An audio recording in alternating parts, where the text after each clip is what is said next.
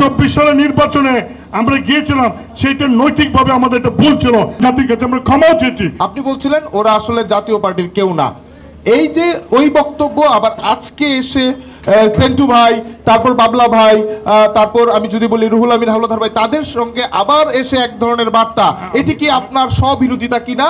এবং সেই সঙ্গে নির্বাচনের উপলক্ষে নির্বাচন পরবর্তী সময় আমি প্রশ্ন করেছিলাম আপনাকে আপনার কার্যালয়ের সামনে, সেই নির্বাচনের আগে বলেছিলেন স্পষ্ট হয়েছে, এখন আবার যে অবস্থা, এটাও আপনার সঙ্গে সরকার এবং নির্বাচন প্রশ্নেও স্ববিরোধিতা কিনা?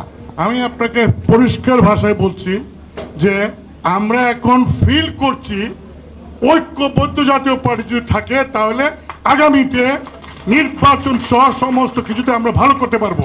তাই যারা আগে ইন্টারনাল ক্রিকের কারণে চলে গিয়েছিলেন বিভিন্ন সময় বা বের করে দেওয়া হয়েছিল, তাদেরকে আমরা এখন ঐক্যবদ্ধ করার জন্য আমরা উদ্যোগ নিয়েছি, এক। আর 2 নম্বর হলো রাজনৈতিক সিদ্ধান্ত, সাংগঠনিক সিদ্ধান্তের চলমান অবস্থার পরিপ্রেক্ষিতে রাজনৈতিক সিদ্ধান্ত বা থিঙ্কিং পরিবর্তন হয়। আপনারা জানেন যে এখন কিন্তু গণতন্ত্রের সংজ্ঞা বাংলাদেশে এবং রাজনৈতিক অবস্থাতে পরিবর্তন, সেই পরিবর্তনে বিভিন্ন দলে তাদের চিন্তা চেতনার মধ্যে একটু পরিবর্তন আনছে।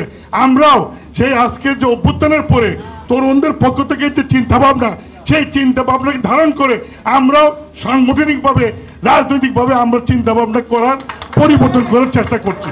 আমি আবারও বলি, একটি দল রাজনীতি করে তাদের চলার পথে ভুল প্রান্তি হবে, এমন কোন দল নেই যারা ভুল প্রান্তের ঊর্ধ্বে।